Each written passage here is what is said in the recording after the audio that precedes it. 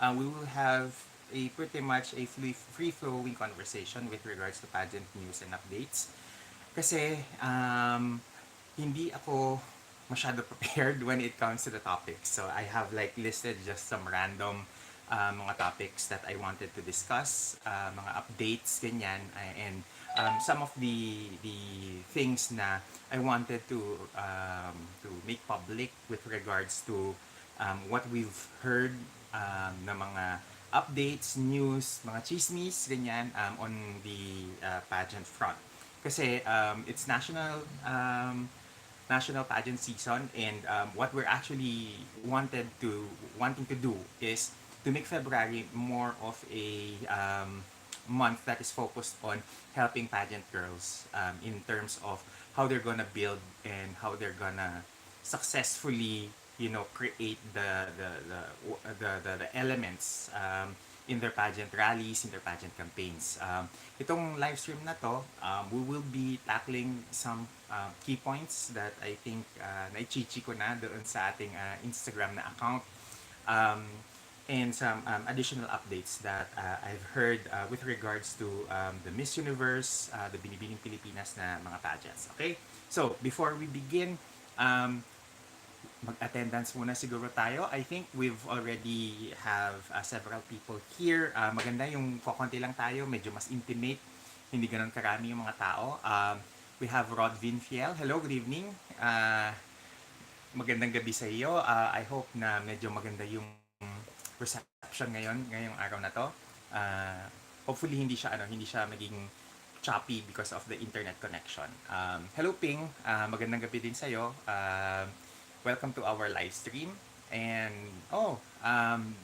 Almond Kiel or Almond Kale John Makawili. Hello, good evening sa iyo. Before we begin with the topics, thumbs up muna tayo sa live stream na to para magkaroon tayo ng additional na mga engagements and medyo dumami tayo today. Okay, so una sa lahat, it's national pageant season. And definitely starting tomorrow, mag-uumpisa na yung Binibining Pilipinas craze, and that is why naisipan ko last minute na gawin na muna itong live stream natin dahil parang ang daming nangyayari behind the scenes na haka-haka kuro-kuro on what's going to happen. First of all, I've heard from a very reliable source na ang Binibining Pilipinas Intercontinental na title is no longer going to be awarded sa Binibining Pilipinas this year.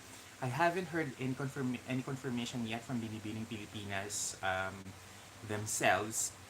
However, yung news na lumabas na tatlo ang titles nila, I think it was Philstar or Inquirer. I am not sure. Na it's indicating that the titles this year is going to be Binibining Pilipinas International, Globe, and Charm.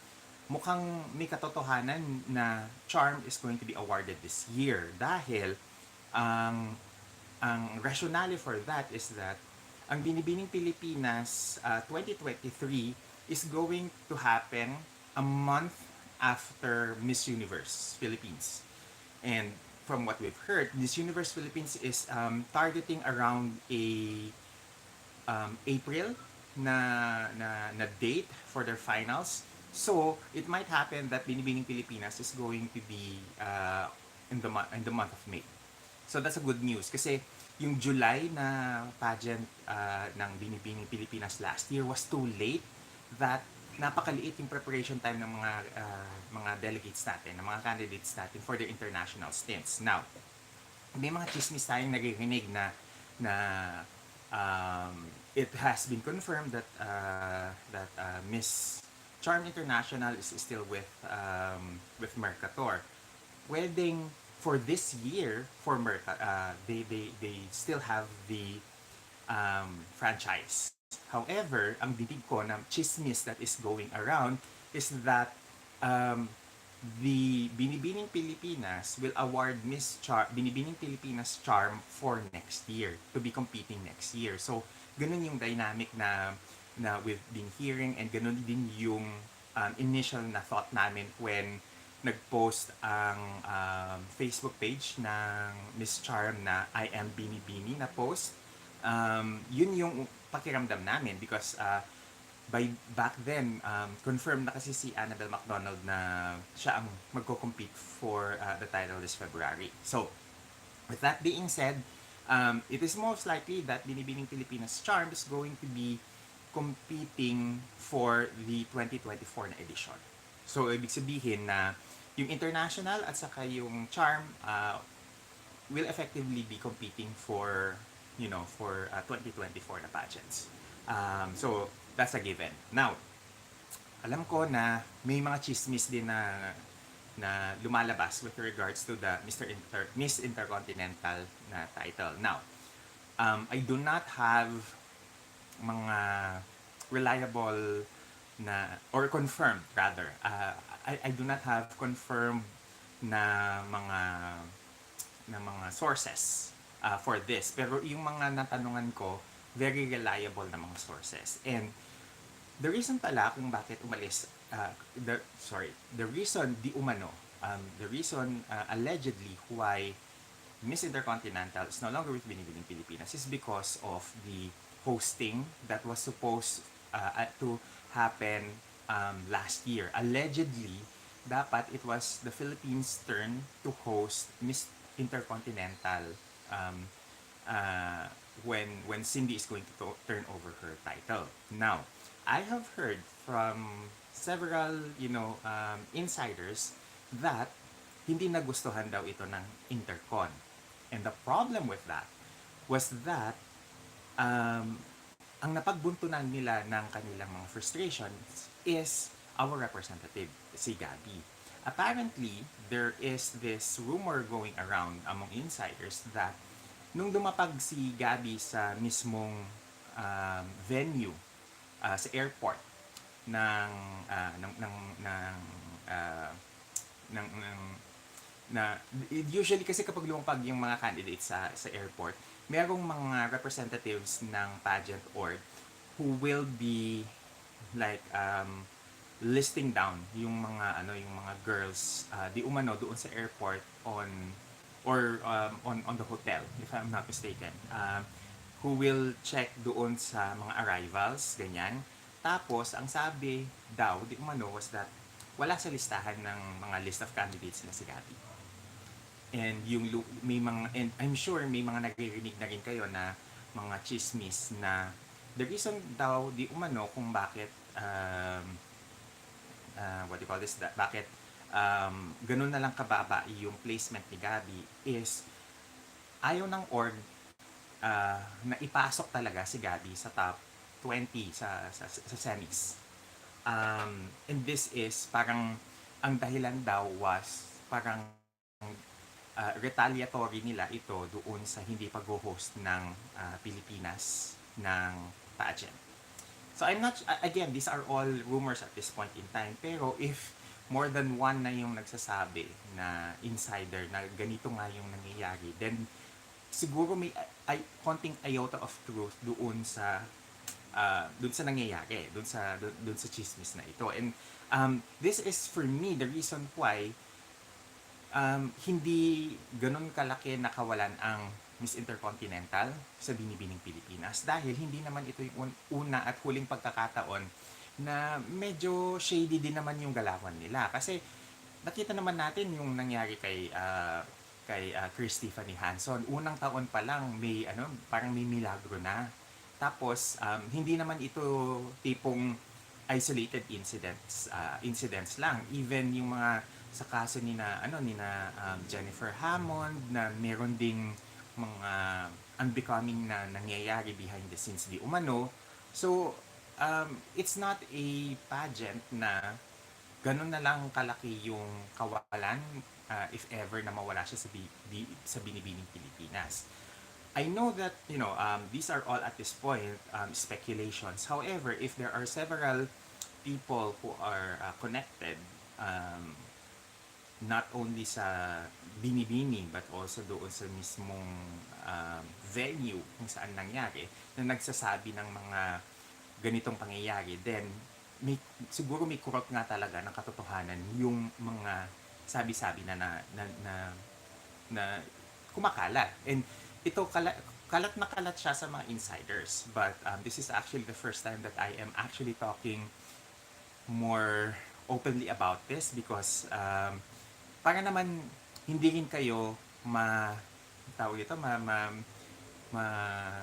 mawindang if ever. Doon sa kung ano yung reason kung bakit sila umalis. Now, another thing that I also wanted to point out is that yung kaso ng Miss Supranational. It was a shock that biglang last minute ang ALV Pageant Circle naglabas ng bulletin or naglabas ng announcement that they have severed ties with the pageant. However, may mga ibang kampo din naman na nagsasabi na it's the other way around, that it was the international org that decided to let go of the franchise with ALV Pageant Circle. Of course, chismis na lang ito, but if the for the past couple of years we've been hearing mga murmurs about the international org not really very happy with the way that the supranational title has been handled here in the Philippines under the ALV Pageant Circle na na na umbrella.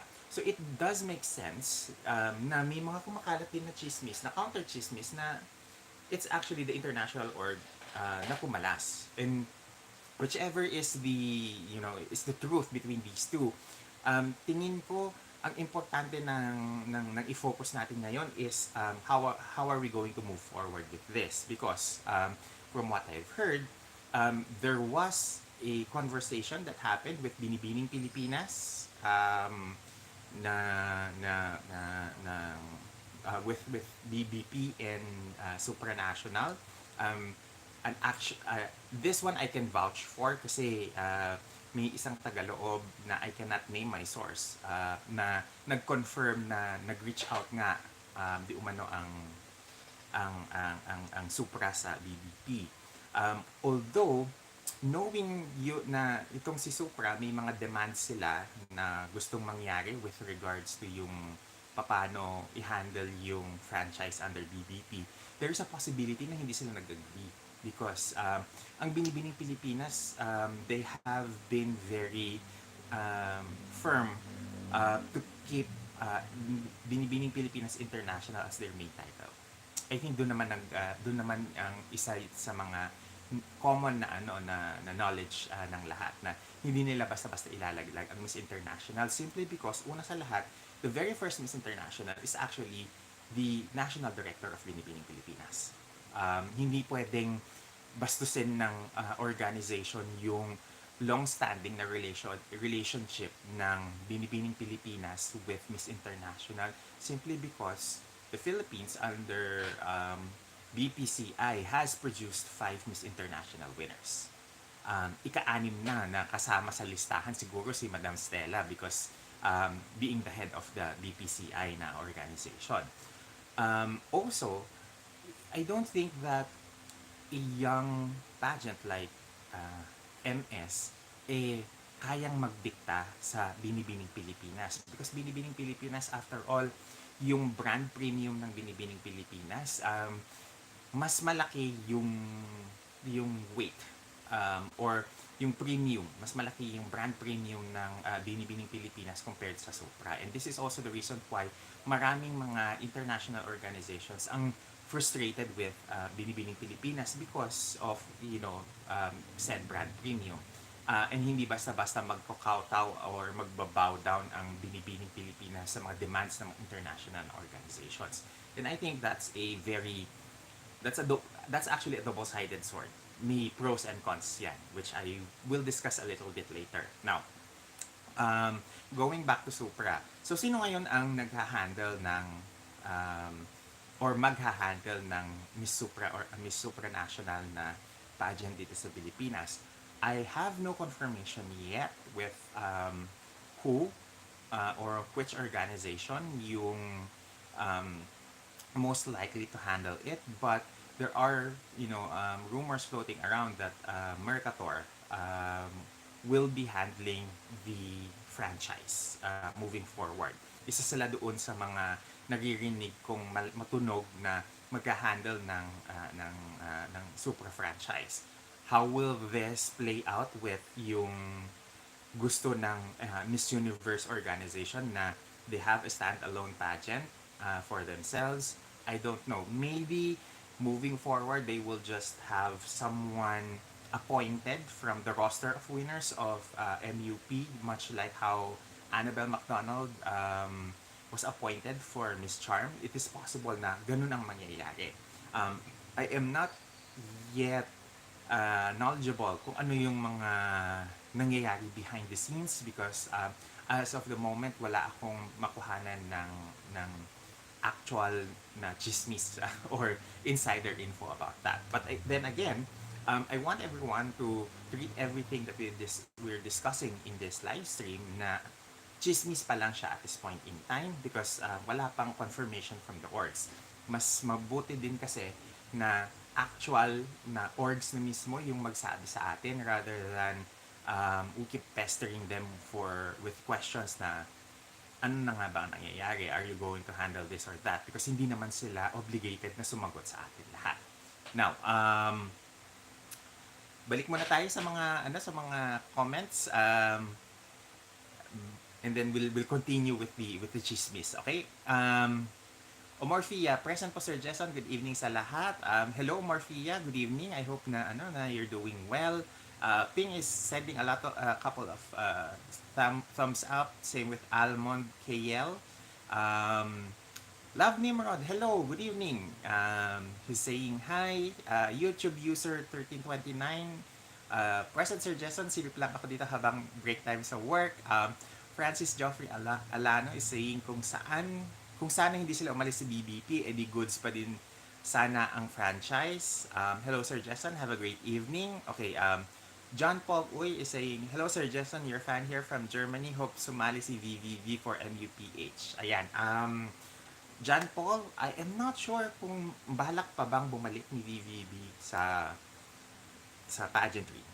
From what I've heard is that it is pretty much over yung kanyang interest with pageantry. But, keeping our fingers crossed kasi who knows, pwedeng magbago ang isip niya with that because I think she would be a great representative for Miss Universe.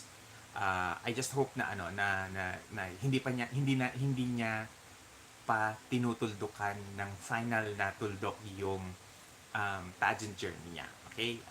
But I do hope that she would, rethink and try kahit one more time lang. Ayan. With regards naman dun sa mga umalis na mga Binibining Pilipinas franchise, the problem with them trying to go back is that ang Binibini kasi dahil meron din silang, respeto sa sarili nila and they do value their own, pageant, there is a hard or rather there's a difficult path for these pageant na bumalik ulit sa Binibining Pilipinas because ang rationale naman Binibining Pilipinas, kayo yung umalis, kayo yung pumalas. So, they're within their rights din naman na not to take them back. Kasi kayo yung kusang umalis eh. And with that being said, let's go naman doon sa Miss Universe na franchise. From what I've heard, this is the last year ng Miss Universe franchise with Empire. How are they going to move forward? Yan ang aantabayan natin because I'm sure they are at the thick of negotiations nowadays to renew their franchise. And I am hoping na if they do decide to renew their franchise with MUPH, if Miss Universe decides to renew for another 3 or 5 years with MUPH, then sana we would see all of these improvements na we are hoping for in terms of preparations sa mga girls natin na mangyari. Because if other international bloggers and YouTube na mga vloggers are pointing out na yung pag-hold back ng mga candidates natin from the time of Rabia to now is not a good, measure of, um, or rather not a good strategy, then the national org has to recalibrate. And mas lalo na ngayon because I have heard that seryoso si Kun An, the new Miss Universe owner, to really make this business model work. And this is why this is also the reason why during the um, takeover of the pageant, the initial month or initial weeks of the takeover ng pageant, she already illustrated, 8 or 9 key points of how they are able to make sure how do you call this, to ensure revenue for the Miss Universe system. And of course, nabanggit doon, isa sa mga income streams nila is going to be it's going to be the franchise fees for the national organizations that they handle. And also, yung kumakalat ngayon sa mga insider na mga chismis is that if Anne wants na full payment kaagad yung lahat ng mga national na mga franchise owners, kinakailangan magbayad upfront ng okay. Okay, sorry about that. Mukhang biglang nag-blip yung ating internet connection. So where was I? I was talking about the franchise and the franchise fees na kinakailangan full payment yung kanilang mga annual na mga fees. So if that's the case, then hindi na pwede na installment kasi I've heard from several sources na it was disclosed na installment daw yung pagbabayad natin ng ating local na ng ating local na franchise holder. I am not sure if how true is this, but ang pinanggagalingan ng chismis is from the US and from mga media that covers their pageant. Then it means na hindi lang dito yung chismis kumakalat, but also sa mga Filipino communities in the US. So whatever the case is, whether or not ang Pilipinas ay installment magbayad o hindi, moving forward, if the new owner, if Kun An wants, upright na full payment, then wala tayong choice kundi sumunod. And I think that's that is something na we all need to think about, that might affect yung chances ng mga candidates natin na sumasali sa Miss Universe. Kasi malay natin, it might moving forward affect yung relationship ng national org with the international org. So I'm sure gagawan ng paraan din yan, especially with with Filipinos being very resourceful. I do have to note, however, na this this move from the international organization is not something na bago. New owners kasi yan, so ibig sabihin meron silang sariling way of doing things, and hindi natin pwedeng diktahan yung how they are going to run the organization, especially after the Endeavor era, where it was marred with a lot of financial na difficulties, a lot of financial issues sa pamamalakad ng pageant. And remember, 2017 pa lang, we've been hearing mga chismis na ang gusto ng Endeavor was that ang Miss Universe organization, the entire pageant itself, is able to sustain itself financially. So ibig sabihin, noon pa lang, gusto na ng may-ari ng organization na self-sustaining sila in terms of their finances.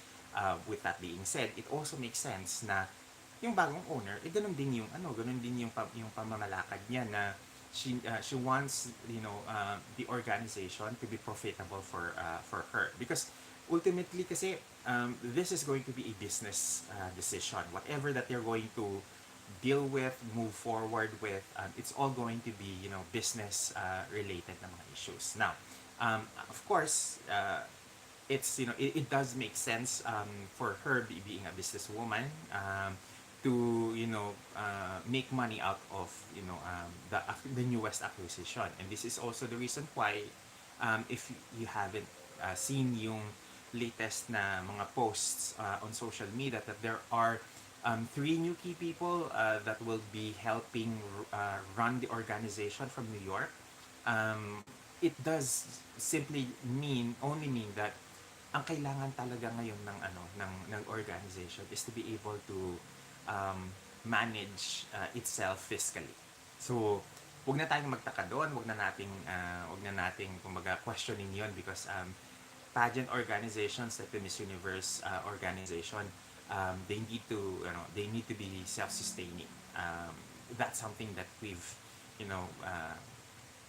seen since 2017, and it still makes sense that nowadays, aside from yung mga bags na nakikita nyo na lumalabas, and yung plant na Miss Universe water, they will continue to look at, you know um, income streams for the pageant, para masustain ng pageant ang sarili niya. And kung ang long term is to have, financial viability of the pageant, it does make sense na moving forward, the organization wants to have, full payments for their franchise, from their national directors. So I think, that's something that we should all look at. Now, another thing that, I noted down here is yung Miss Universe gowns this year. If you noticed, uh, parang lahat tayo may konting issue with the gown that Celeste wore for the preliminaries. This is all because, I think it's a common knowledge, that lahat ng mga gowns na sinusuot ng mga girls, for their, whether it's for prelims or for their finals, lahat ng mga yon is, they send it to the Miss Universe organization for, I don't know, for approval. And if a gown is deemed too sexy or too revealing, that it might warrant a um, NC-19, tama ba yun? Or NC-18 na rating, for for the US na audience, nafa-flag down yun at hindi na-approve. Apparently, the rumor is that yun yung nangyari doon sa case ni Celeste. That is why, yung very sexy na mga options niya for Miss Universe was not approved, apparently. So, it also kind of ties in doon sa statement sa isa sa mga interview ni Kun An, na she doesn't want women to be objectified as sex objects. So, moving forward, I think it makes sense that from now on, when we are designing gowns for our Miss Universe representative, kinakailangan, we have to make sure that it will not, it will not be too sexy or too revealing. So I think that's, a consideration that we have to start looking at, from now on. That the gown needs to be something that is, um, decent, and not too revealing that it might warrant a ratings, a ratings difference sa final na telecast, because you have to remember, um, since I think since 2017, ang ratings ng Miss Universe pageant has been on the decline. And if ang ratings mo is usually something that is like PG-13 or R18, ganyan. Tapos tumawid sa R18 yung ratings mo for audience appropriateness, mas lalong liliit yung chances mo to be seen by more people.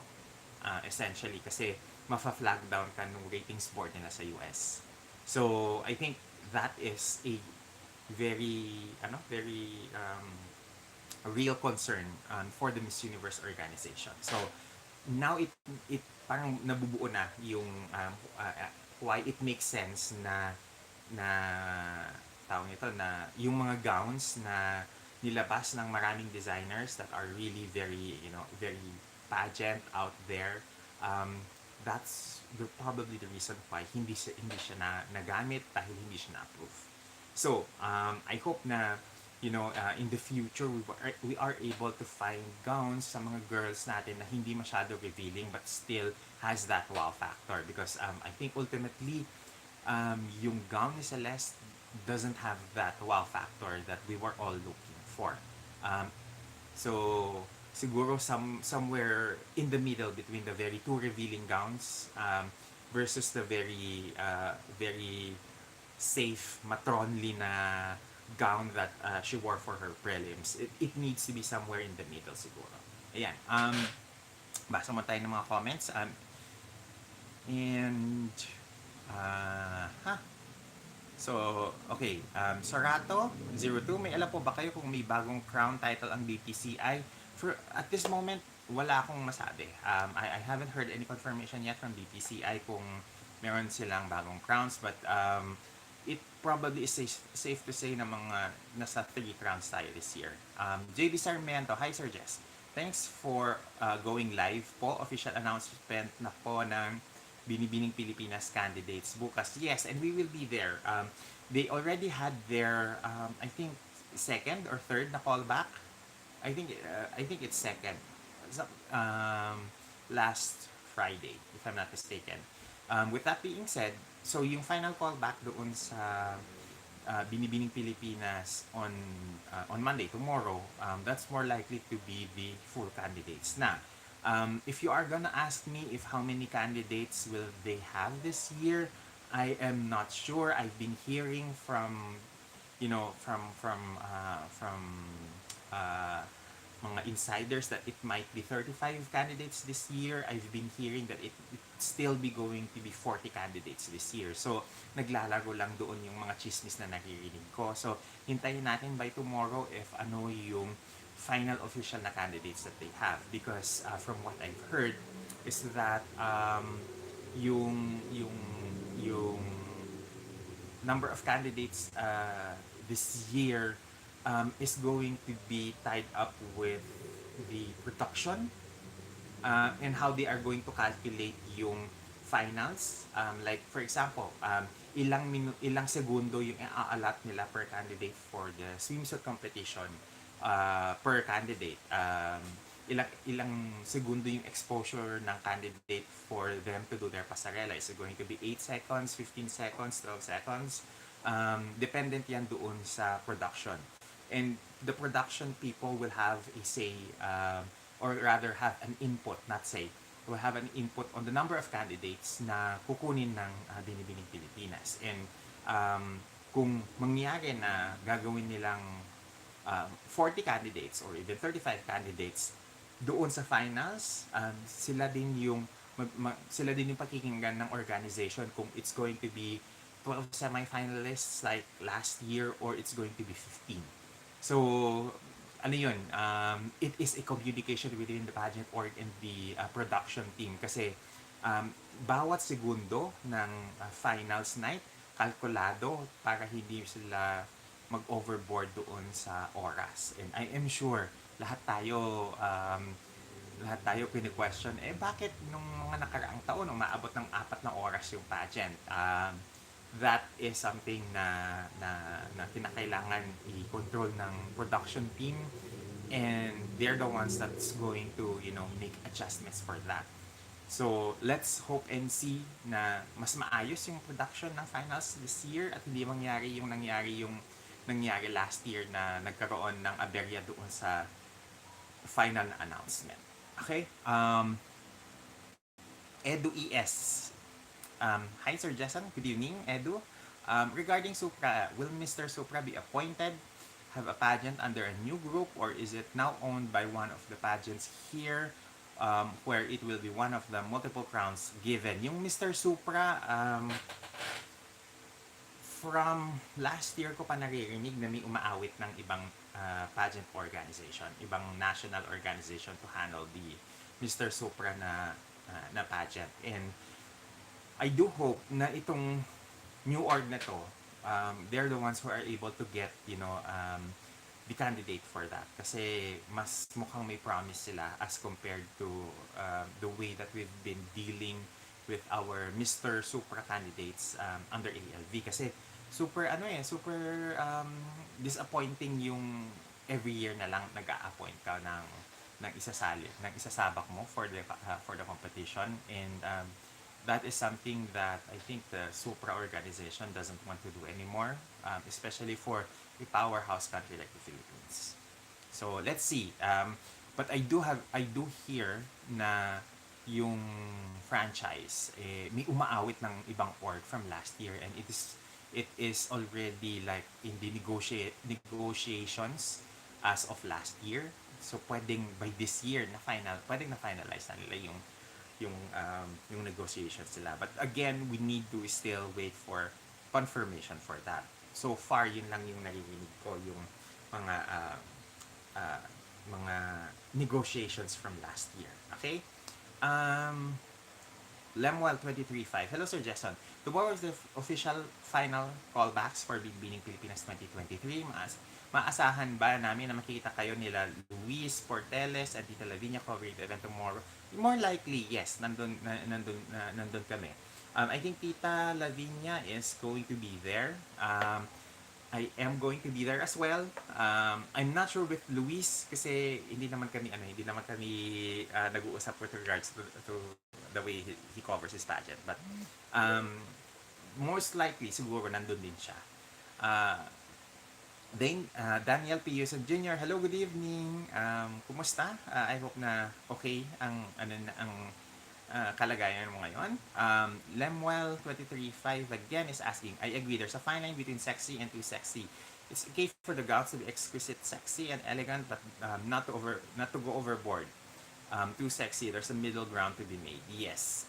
The number of candidates can also be connected to format of the finals, the number of crowns that were awarded. Yun na nga, as I said earlier, it is a decision that needs to be discussed between the production team and the organization. So, ano yun, sila pa din yung mag-uusap with regards to that. Okay, okay, there's a point here.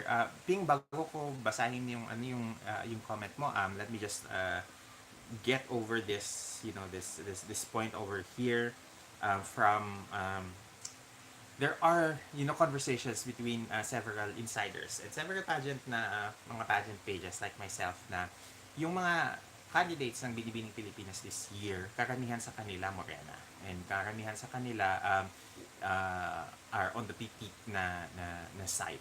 I haven't seen all of the candidates na nag-apply, or rather I haven't seen the applicants yet to warrant that observation. Most likely bukas ko pa sila makikita ng buo as a whole, and doon ko pa lang magigauge yung kanilang height, how do they look in person. But I think we have to remind ourselves na yes, valid yung criticism or valid yung puna na this year parang mas strong yung mga candidates last year as compared to this year. But you have to remember, kasi Binibining Pilipinas is a pageant that is 3 months, almost 4 months in the making. And with that being said, doon sa proseso na yon ng 3 buwan, marami sa mga candidates ang nag-i-improve towards their second, third month. So yun yung gusto kong makita this year. Karamihan ng mga girls na hindi natin napapansin last year doon sa umpisa ng competition, pagdating ng prelims, which is around 2 months after, biglang nag-improve, biglang iba yung dating. Iba yung arrive niya ngayon. So, that is the same journey that I am looking forward to in the Binibining Pilipinas set of candidates this year is how they improve over time. Kasi Binibining Pilipinas is a pageant that may ano may transformation kang nakikita, meron kang nakikitang improvements as the candidates are nearing the finals. So hindi ko, at this point in time I haven't seen all of the candidates, I haven't seen all of the applicants. So I would not have an idea on the quality of the batch itself because from what I've seen so far on social media alone, and this is not to discount na may mga nag-apply din ng na mga candidates online, no? But I think that karamihan ng mga criticism or ng puna ng mga pageant fans na mahina daw yung Binibining Pilipinas applicants this year, it's because wala silang nakikitang mga mestiza. And for me, I think it's about time that we start looking at Morena girls, to be as equally beautiful as the mestiza girls. Kasi last year, ang daming mestiza na sumali sa mga international pageants. And we all ended up in the top 20, right?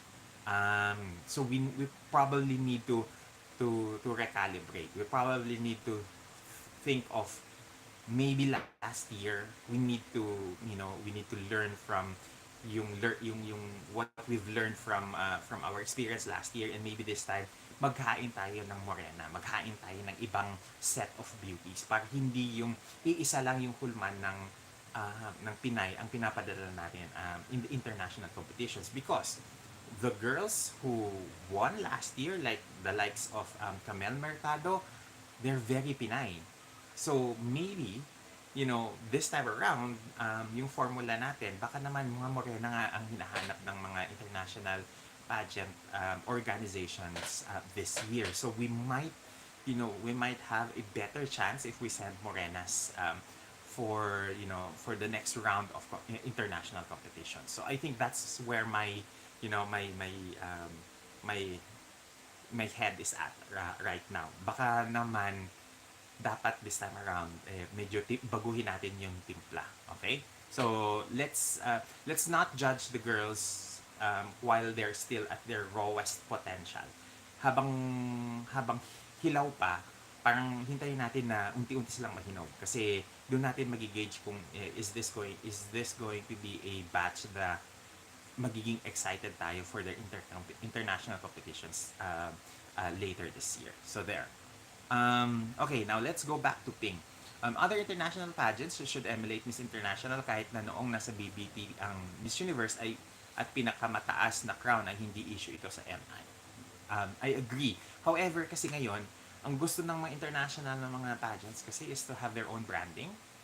And hindi ko rin sila masisisi na ma-improve yung mga branding nila in their international na mga organizations, sa mga national pageants nila, dahil of course sino naman ang aayaw sa what do you call this, ang sino naman ang hindi aayaw sa may sarili silang pageant at the national level, especially for a pageant powerhouse. So yon. Ping also says being part of the roster of titles under BBP elevates their brand. Exactly. And this is also why yung reasoning natin na na anyone na pumapasok sa Binibining Pilipinas gets blessed by the prestige of the national pageant, and that is why mga newbie na mga pageants ginagamit ang Binibining Pilipinas para mag-increase yung profile nila. And this is also applicable to yung mga pageant girls. Some of the pageant girls na when they hop around Miss Philippines Earth, Miss Universe Philippines, or Mutya ng Pilipinas, nagbabago yung kanilang profile, or umaangat yung kanilang profile sa mata ng mga pageant fans when they jump over to Binibining Pilipinas. Kasi nga, ang Binibining Pilipinas, over time, lahat ng mga candidates nila, umaangat yung kanilang mga profiles. So, nagkakaroon ng improvement sa kanila. And lahat ng mga, for the past 2 years, especially yung 2021 and 2022 na batch, makikita mo na habang tumatagal, yung mga candidates ng Binibining Pilipinas gumaganda. And I think, that is something na, na unique with Binibining Pilipinas na I don't necessarily see in other national pageants. Okay, dali lang. Let's see. Daniel P. Yuson Jr., Sir Jason, things are happening sa Binibining Pilipinas. Charities Incorporated, do you think to survive pa sila for the next few years? Kasi parang sad na, pabawas na ng pabawas ng crowds. Okay, there are things, okay, let me just make it clear. Binibining Pilipinas as a pageant institution, as a national pageant, although they are the most prestigious na pageant currently that we have here in the Philippines, they are also being run by people. And when you have an organization that is run by people, it will inherently have flaws because nobody's perfect. Kung may perfect na tao, then the organization would have been perfect as well. There are, I think, on my end, from the organizational structure, there are areas that I think needs to be addressed or needs to be, how to say this, needs to be visited on and needs to be evaluated, because as an organization as a whole, I don't think there is a problem on the branding side. I don't think there's a problem on, the legacy side of the pageant. I don't think that there's a problem on the prestige of the name itself. However, the way that the pageant is run can still be improved. Like anything else, everything is, everything is liable for improvement. Ayan. With that being said, I think on the organizational structure, there are areas na if it was up to me, I would have made some adjustments just so that mag-align yung current needs ng pageantry nowadays, and mas strengthen yung relationship ng Binibining Pilipinas organization with its international na mga franchises na hinahawakan nila, because I think there is a need to, to strengthen yung ties and bonds natin with the international organizations that we work on. And this is not just something that we should, apply for Binibining Pilipinas, the pageant, but something that we need to apply as well on MUPH, on Miss World Philippines, on Mutya, and Miss Philippines Earth, because they need to, there is a need to, be very strong in the way that we build relationships with these international competitions. Yan. Lemuel 23.5, anong mga girls that applied for Binibining Pilipinas who has that star quality, that star factor stood out, that emulates the aura of a true Binibini? Bukas ko pa naman malalaman yan. I think pag tinanong ako ngayon, I don't think it will be a fair gauge to look at girls based on what you see on social media, kasi may mga photos that are airbrushed, may mga photos na have been made up to perfection. Kinakailangan makasalamuha mo yung mga girls face to face, and you see them in person to really have that, feeling about them. Morena beauty is possible for Miss International beauty standards. Look at Precious Lara Kigaman. She was a Morena beauty and a Morena beauty that won MI. Okay. Hindi lang naman si Lara yung great example for that. Let's talk Melanie Marquez. I mean, she has a very Morena, very Filipina beauty, very statuesque at 5'11". So I think we need to find someone na would, whether they're Morena or mestiza, would appeal to that, that kind of aesthetic na pwede nating ipasok sa Miss International. I think with the candidates this year na karamihan ng mga magaganda nasa Morena na side, we might be exciting, it might be an exciting, thing to send someone na totally out of the mestiza na box na kinakahon natin yung mga candidates that we send for Miss International, and send someone na very oriental Pinay ang beauty. Simple Lurker. I agree, Sir Jason. Ipadala muna ang mga Morena Beauty. Sir Jason, naalis na po. Naalis na po ako sa followers niyo po sa IG. Sana ma-accept niyo po ulit ako. Okay, Simply Lurker, just send me a message on Instagram. I am not sure if dahil ito doon sa age requirement o dahil nag-private mode ako. Okay, so just send me a message on Instagram indicating your handle para mai-reinstate kita. Okay? 1184 Carl. Sir Jason, should be concerned that more girls apply sa BBP than MUPH? I don't know. Kasi um, ang Binibining Pilipinas talaga dinudumog. That's something that, we have to take into consideration din. Kasi sa tagal na nila, talagang dudumugin talaga ang Binibining Pilipinas. MUPH, I think this is the second time that they adjusted yung kanilang submission date. Originally, I think it was January 29 or January 31, na-move ng February 5, and ngayon na-move ng February 15 or 14, was it? Let them, let them do that. Kasi in the past naman, they had like over 100 candidates, I think, last year, and then they kept trimming it down from 100 to 50 to 30 to the actual number of candidates na nag-compete sa live. So let's leave them to have the number of candidates na kailangan nila for their pageant. Hindi naman kasalanan na mag-extend sila.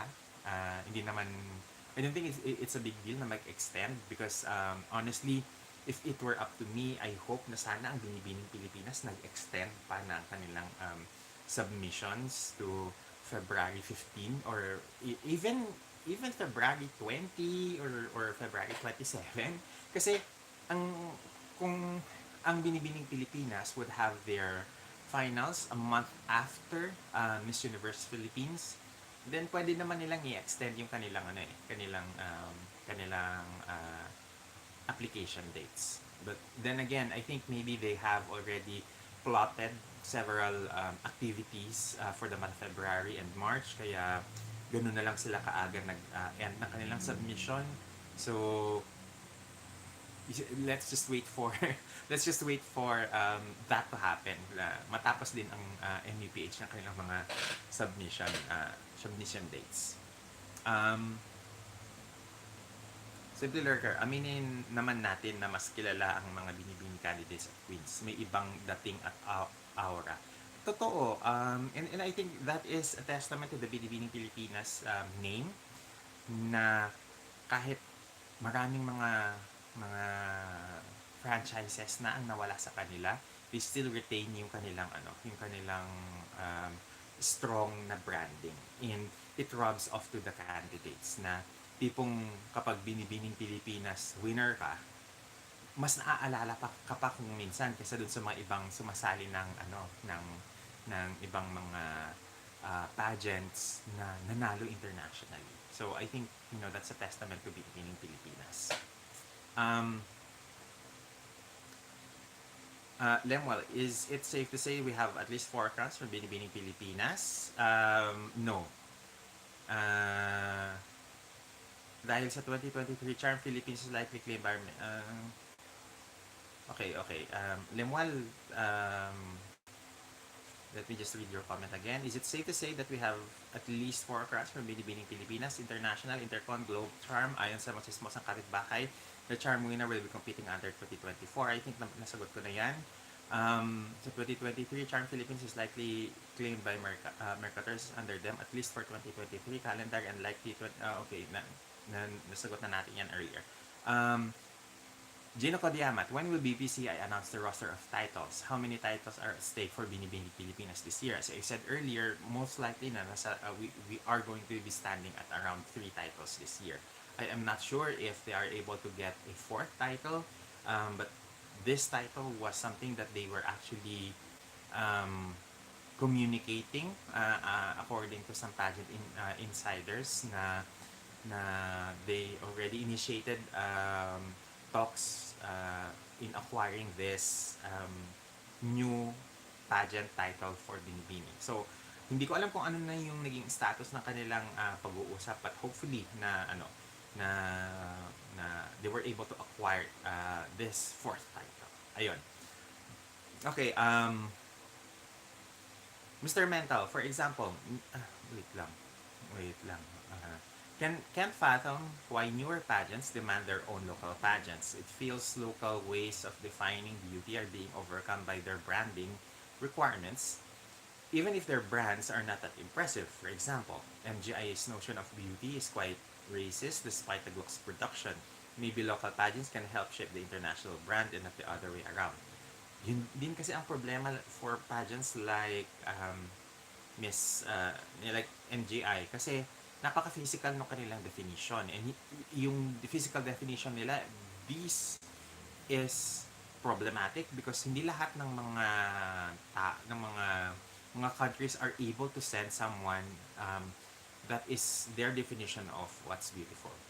And that's problematic because pag ikinahon mo kung ano yung ibig sabihin ng maganda sa'yo, then it leaves no room for diversity. It leaves no room for, people na equally deserving to win, but because of your physical requirements, hindi pwedeng manalo, right? So, I think NGI, mas mabuting mag-appoint na lang, sa totoo lang, kasi kita mo ang Indonesia, di naman sila nagpa-pageant eh, di ba? Yung mga appointees nila, nag-runner up. So, mag-appoint na lang din ng Pilipinas. I don't know, that pageant has always been problematic kasi ang dami nilang paandar, ang dami nilang issue. They have been a pageant na condones, body shaming, fat shaming from the org to their queens to, everybody involved in that pageant. So, hindi siya, it's not I don't think it's a pageant that's worth investing. Yan. Ang Super naman kasi, ang problema sa kanya, wala siyang identity. Alam mo yun, it doesn't have its own identity that is not either linked to other international pageants. So, they should craft an identity first, something that they are known for. Hindi lang yung glossy lang ang production. Kasi ang daming mga pageants na glossy din ang production. Pero, they really need to define who they are as a pageant. What are they looking for in a winner? Ano yung may i-contribute nila sa society? Because after they crown a winner, you don't necessarily see their queens doing something. In terms of advocacy, in terms of community service, in terms of relevancy in today's culture, kasi nakikita mo lang sila, nagka-crown lang sila ng mga tawag ito, ng mga winners nila, and even if they do mga advocacy work, it's not being consistent throughout.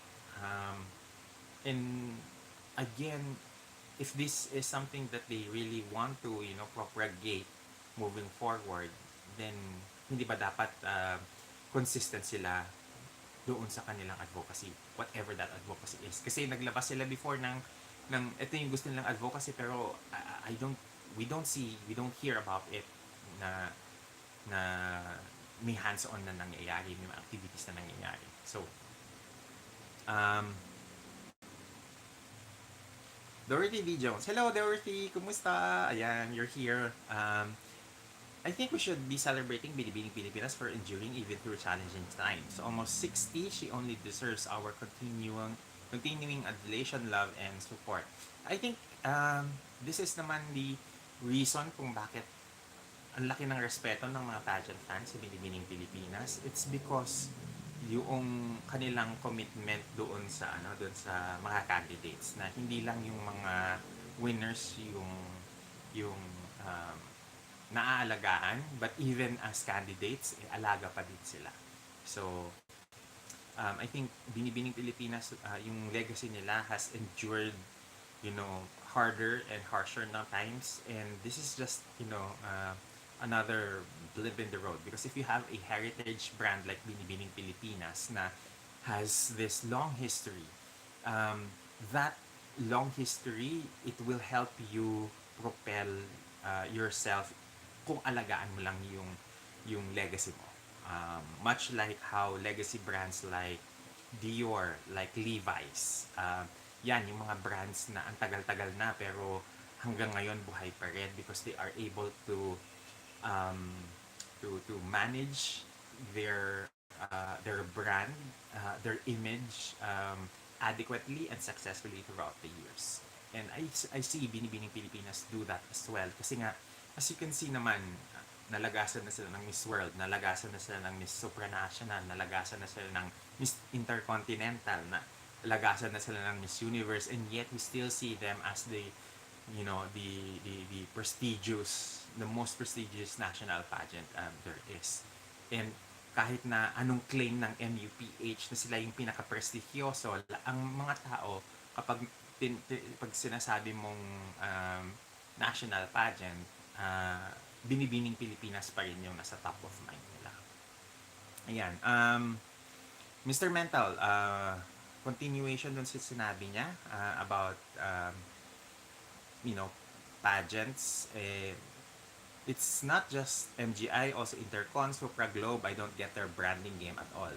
Yun na nga, you really need to have a strong branding, strong brand identity, much like Miss Earth.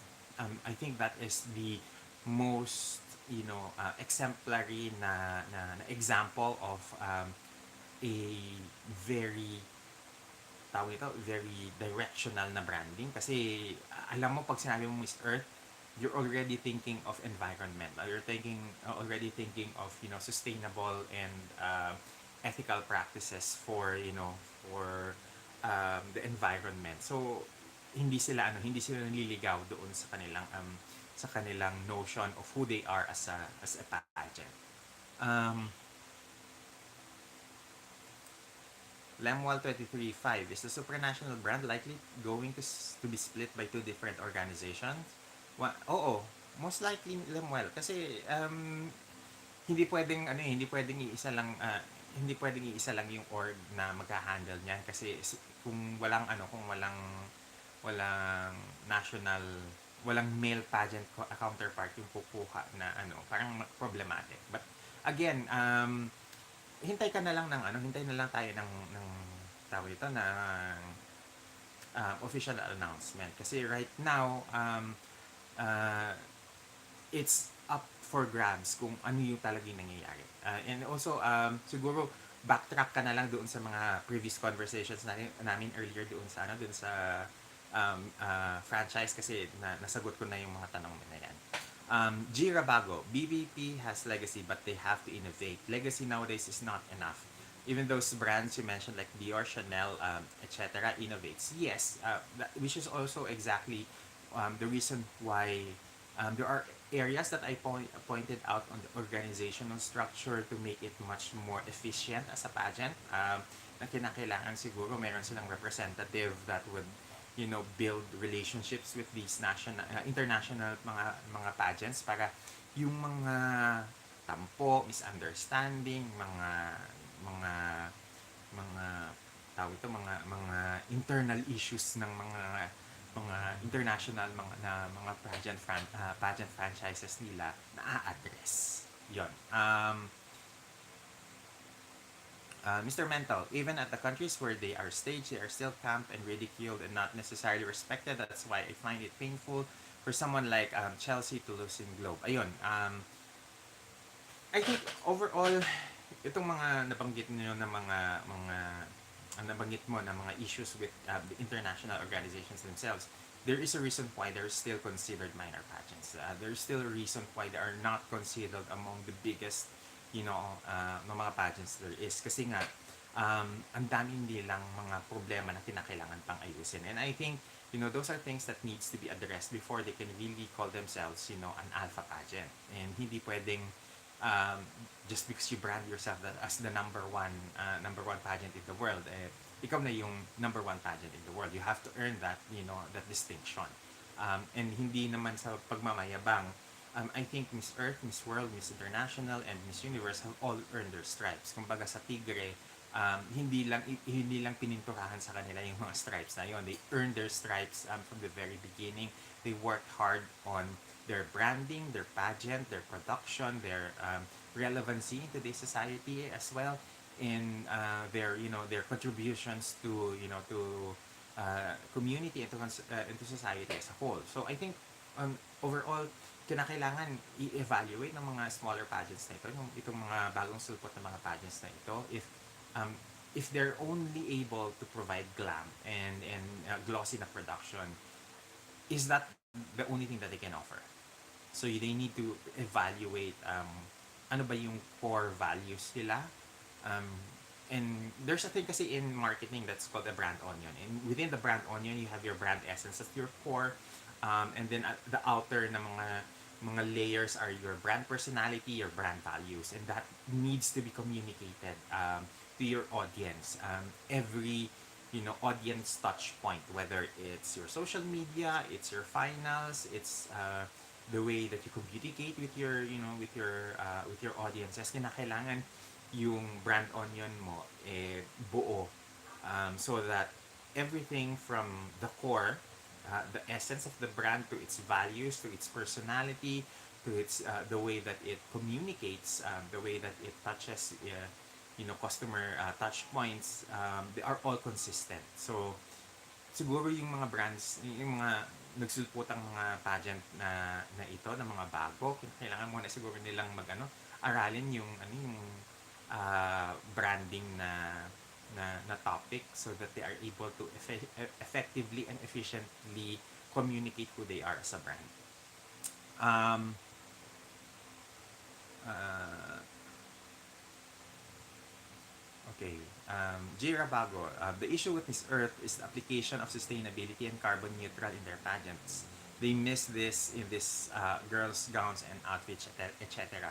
I am hoping na sana magkaroon tayo ng wider conversation with regards to that, on how Miss Earth can expand yung kanilang reach, especially on fashion, kasi fashion is a huge portion, a huge part of the pageant na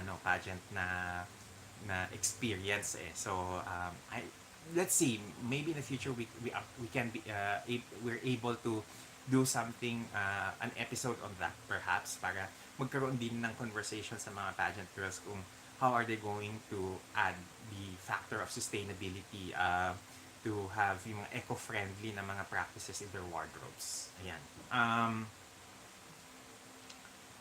Lemuel 23.5, Sir, gawa ka sana ng episode na kasama si Tita Lavinia and Luis Portelas. Interview them both together in their perspective on resurgence of PH candidates hungry for the crown after CC campaign. Easier said than done. Kung hindi Okay, here's the thing. Since nandito na rin lang naman kayo, pag-usapan na natin kasi starting this month, and moving forwards, I might not have enough time to dedicate, on pageant coverages, because starting this semester, I will be taking in more a fuller load in terms of my teaching units dun sa mga schools na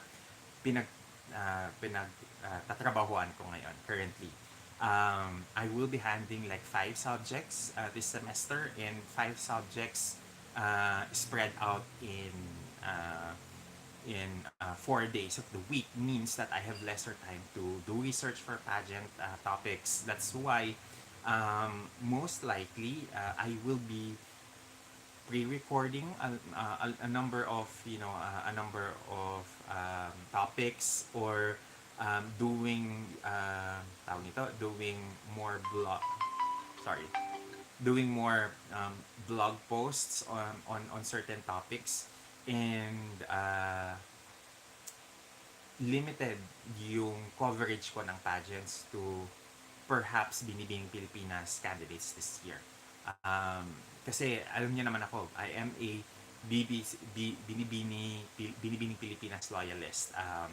Yan yung kinalakihan kong pageant from the time I was, I started learning about pageants together with Miss Universe. Sila yung pageants na sinubaybayan ko from the time that I started off as a pageant fan. So, with that being said, because of the timetable that I am currently have, because of the responsibilities that I have to do as an educator, I will have to make sacrifices on the pageant na side. And hindi magiging madali ngayon sa akin yung mag-coordinate na lang ng mga available time for collabs in as much as I would want to, kasi ngayon ang oras ko mas limited. And with me, teaching mga few subjects um, on color theory, for example, or retail merchandising or operations management. Those are things that really need a lot of reading on my end. So, ang mangyayari nito, it is more likely that I would have very little time to prepare materials for pageants. I'm not saying that I'm going to stop coverage. It's just that I will be very selective moving forward dun sa mga pageants that I will be covering for starting this semester. I'm also thinking of going back to school.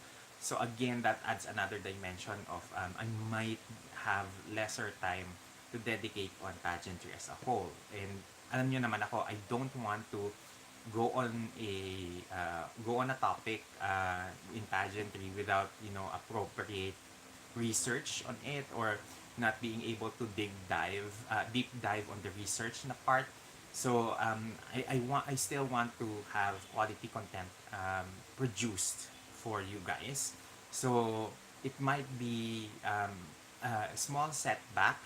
I'll be stepping back a little, but doing so just to make sure that yung ilalabas kong content are quality content. So that's something that I am going to do moving forward. And I don't want naman to leave you like hanging. Um, but I do want that the content that I produce, that I make for you, is something that you can either be entertained, it's something that you can learn from, it is something that provides new knowledge for you or new perspective, something that makes you think, something that makes you react and engage and question. So I really still want to do all those things, but I might have to do it in smaller scale starting this month. Kaya what I did was to do a pre-planning of the content that I am going to do.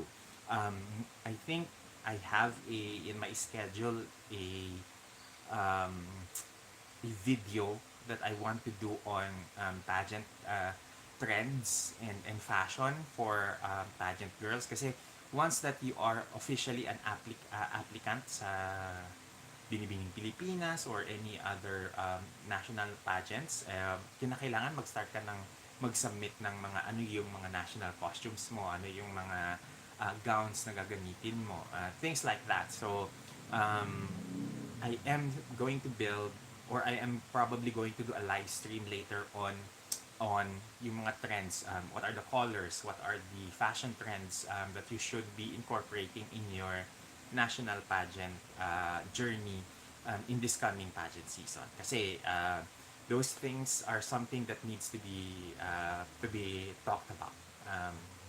Para may mag-build yung mga candidates natin. And on March, I'm still working on a theme that I will be doing for the month of March with regards to the type of content that I am going to produce. Ayun.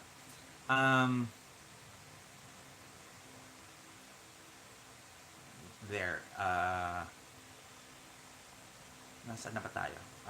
I think it's Dorothy. Sa comment tayo ni Dorothy nag-end. Okay.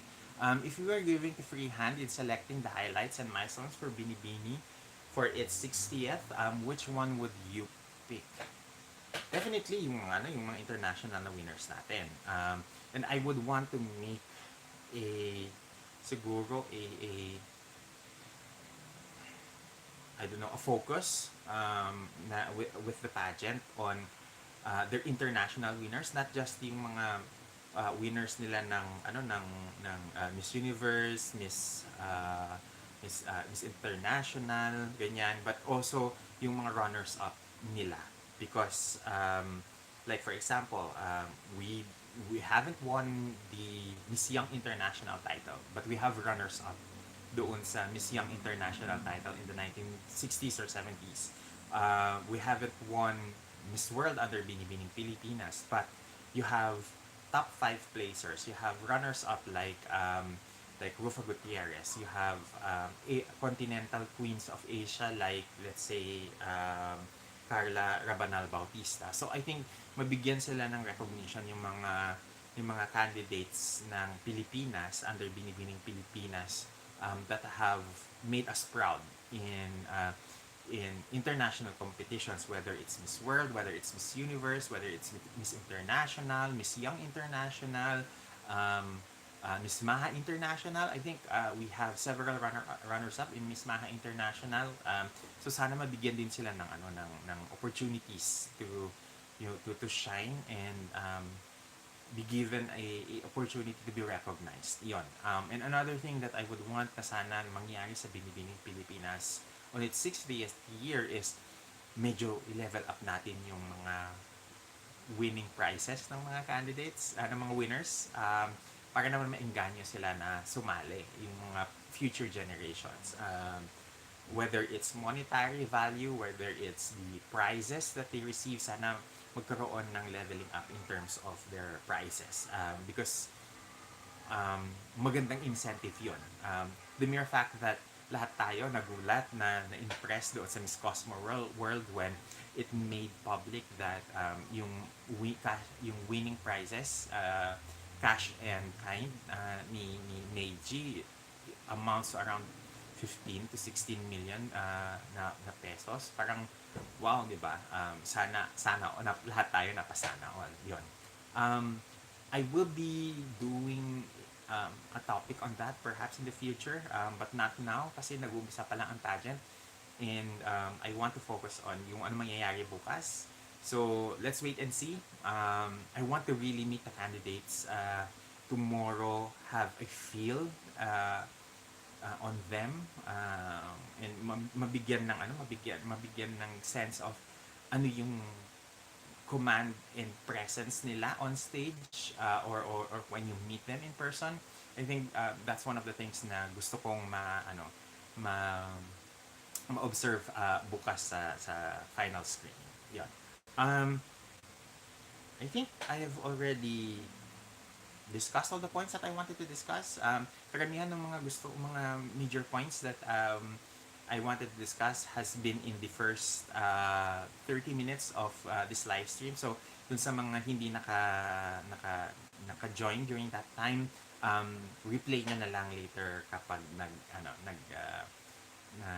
naging live na itong live stream na ito sa channel. Okay? I'll be reading na lang siguro the final comments before we end, and kasi it's an hour and 20 minutes almost, so time to to wrap things up. Okay, Lemon 23.5. Kudos to you, Sir Jason, judging class schedules starting next semesters. Mahirap ang mag-handle ng class. Lalo na kapag summer, pag napansin ko struggles ng mga teachers to prepare. Yes, because aside from kasi preparing the learning material, you also have to be like a performer when you are dealing with with very complex na mga subjects. You need to keep the attention from of your students from veering away from the topic. And ngayon kasi very short na ang attention spans ng mga tao, so you really need to be able to drive your content in such a small amount of time. So there. Simple Lurker, na po ang DM suggestion. Maraming salamat po. Lalo na sa mga insights and info about pageantry. Sa inyo lang po talaga ako nakakuha ng mga reliable news. Maging kay Tita, more power po. Thank you. Thoughts on girls? Lem 123.5. Okay. Sir Jason, thoughts on girls who we thought their pageant journeys have ended long time ago now have a new lease in life of pageantry again after the recent announcement of eligibility by the orgs. I don't think we have time for that ngayon. Maybe we'll do that in the future na na live streams. Simply Lurker says, I hope mga national organizations can really take constructive criticisms para naman ma-improve pa ang Philippine pageantry kahit di nila kasundo kung kanino nanggaling yung criticism. Agree. Hindi pwedeng balat sibuyas ka na you're not open to people giving you critiques. Critics ha, not criticism lang. Kasi critics means that you say something good, you say something bad, you say something, sorry, you say something good, you say something that is not working, and then how can they leverage the things that they're good at to address the things that are not working. Ayun, that's how you do a proper critic on pageantry. And I think yan yung tinatawag na sandwich method where you sandwich the bad bit with two good points. So there. Lemuel 23.5 reaction on Herlin possibly jumping wagon on MGI Philippines since her handler is grooming handler Will Tolentino is grooming her up as an MGI girl. That's her prerogative. I think tapos na yung kanyang what do you call this? Contract with Binibining Pilipinas. I think Binibining Pilipinas runners-up have shorter contracts as compared to the actual na mga queens. So, I mean, if wala siyang contract na masasagasaan, then go for it. Weigh in niya lang yung pros and cons of joining. Ayan. Dorothy D. Jones, do you think there will be a time where pageants will be scored in a scientific manner? That would be a stretch because beauty is subjective. And if you have a criteria that is subjective, how are you going to make it objective in terms of scoring?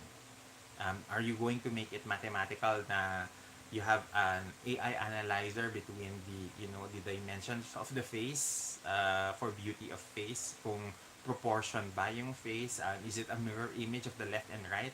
So ang hirap ang hirap niyang gawing scientific, especially on a criteria such as beauty, which is very subjective. Ayan. I think that's it for tonight. Thank you very much for everyone who joined our live stream tonight. Pasensya na, this is a very last minute na what do you call this na live stream. I didn't have anything prepared in terms of like a theme for tonight's live stream, but I hope na lahat ng mga rumors, mga updates, yung mga chismis and gossips that we've discussed are treated as such, as gossips, as as unconfirmed reports as of this moment. But we hope na you are able to separate what is what is rumor versus what is confirmed information, kasi nagkakaroon tayo ng issue sa mga ganyang pagkakataon kapag hindi klaro yung understanding natin on those things. So thank you very much for joining our live streams. I hope that before we end, you leave a thumbs up on for this live stream, and see you in the next episode. Okay. Hopefully tomorrow I can do a quick video on what's happening. Maybe go live stream if i-allow nila kami to do live stream inside the final callback. So let's wait and see. And that's it. Have a great evening, everyone. So see you next episode. Bye, everyone.